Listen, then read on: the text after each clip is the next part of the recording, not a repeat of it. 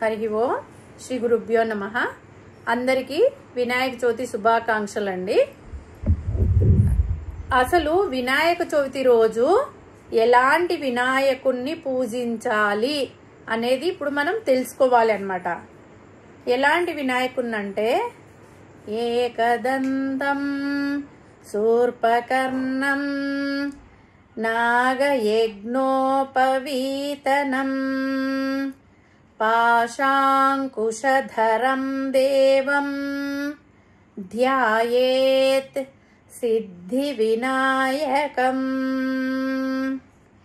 అంటే వినాయకుడు ఎలా ఉండాలంటే ఏనుగు ముఖము మరియు 4 చేతులతో విలసిల్లుతూ ఒక దంతం కలిగినటువంటి చేట చెవులతో భాషించేటటువంటి ఒక చేతిలో పాశం మరి ఒక చేతిలో అంకుశం ధరించి ఒక చేయి అభయహస్తాన్నిస్తూ మరొక చేతిలో మోదకాన్ని ధరించినట్టి సిద్ధి వినాయకుణ్ణి మాత్రమే వినాయక చవితి నాడు పూజించాలి. ఇలా కాకుండా చాలా మంది తెలియని వాళ్ళు రకరకాల గణపతుల పేర్లతో ఆ గణపతిని ఈ గణపతిని పెట్టేసి పూజలు చేస్తున్నారు. అది ఎంత మాత్రం శ్రేయస్కరం కాదు. పైన శ్లోకంలో తెలిపిన గణపతిని మాత్రమే పూజించాలి. మన ఇష్టానుసారం గణపతిని పూజించడానికి పనికిరాదు. ఇంకొకటి ఏమంటే మట్టితో కానీ వినాయకుడి విగ్రహాన్ని మట్టితో కానీ బంగారంతో కానీ వెండితో కానీ చేయించుకొని పూజించాలి. ఇప్పుడు పాలవెల్లి అంటే ఏమిటి అనేది తెలుసుకుందాం. పాలవెల్లి అనేది ఎందుకు వచ్చిందంటే ప్రతి భక్తుడు కూడా వినాయక చవితి నాడు తప్పక వినాయకుని ప్రతిమ పైన పాలవెల్లిని ఏర్పాటు చేసుకుంటారు. చాలా మంది చేసుకుంటారనమాట. కొన్ని చోట్ల ఈ ఆచారం ఉండదు, కొన్ని చోట్ల ఉంటుంది. చాలా మంది చేసుకుంటారు. కానీ చాలా మందికి పాలవెల్లి వెనుక ఉన్న రహస్యం తెలియదు. ముందుగా మనం పాలవెల్లి అనే దానికి అర్థం తెలుసుకుందాం. పాలవెల్లి అంటే క్షీరసాగరం అని తెలుస్తుంది. పాలవెల్లి పాల సముద్రం అని అర్థం.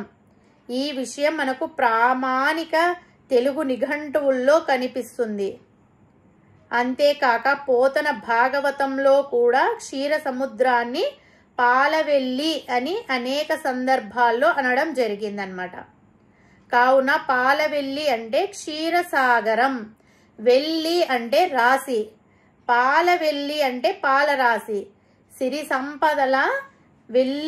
సంపదలు వెల్లి విరిసాయి అని మనం అంటాం. అంటే కుప్పలు తెప్పలుగా ఐశ్వర్యం వచ్చింది అని అర్థం. కావున పాల సముద్రాన్నే పాలవెల్లి అని సంబోధించారని గ్రహించాలి.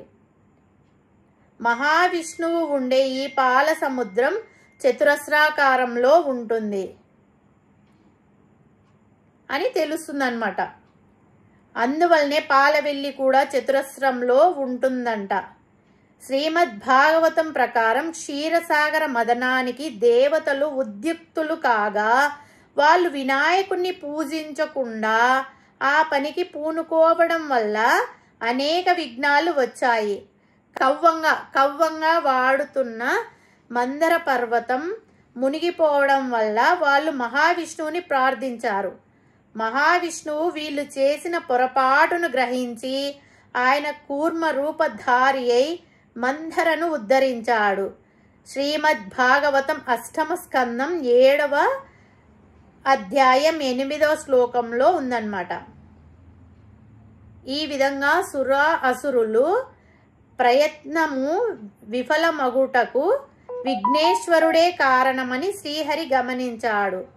ఆ ప్రభువు విఘ్నము తొలగిపోవుటకు ఉపాయాన్ని ఆలోచించాడు.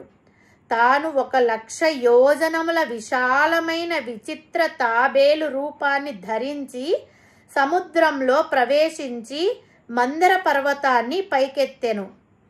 ఆ తర్వాత క్షీరసాగర మదనం పూర్తయింది.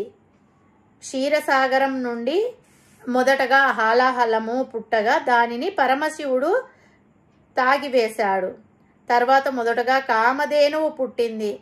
తర్వాత ఉచ్చేశ్రవం అనే గుర్రము, ఐరావతం అనే ఏనుగు, కౌస్తుభం అనే మణి, పారిజాత కల్పవృక్షము, అప్సరసలు, చంద్రుడు, ఆ తర్వాత మహాలక్ష్మి, వారుణీదేవి, చివరగా అమృత కలశాన్ని చేతపట్టి ధన్వంతరి ప్రత్యక్షమయ్యాడు. వీటన్నిటికీ ప్రతీకలుగానే మనం పాలవెల్లికి వివిధ ఫలాలను కడతాం. గణపతిని పూజించకుండా ఎవ్వరూ ఏ కార్యం మొదలు పెట్టినా విఘ్నాలు వస్తాయన్నమాట. ఏ కార్యం మొదలు పెట్టకూడదని గుర్తు చేసేదే ఈ పాలవెల్లి. పాలవెల్లికి వాడే వెదురు పాల వంటి స్వచ్ఛమైన మనస్సుకు ప్రతీక. అంటే చిత్తశుద్ధితో గణపతిని పూజించాలి అనేది సారాంశం. హరి ఓం తత్సత్.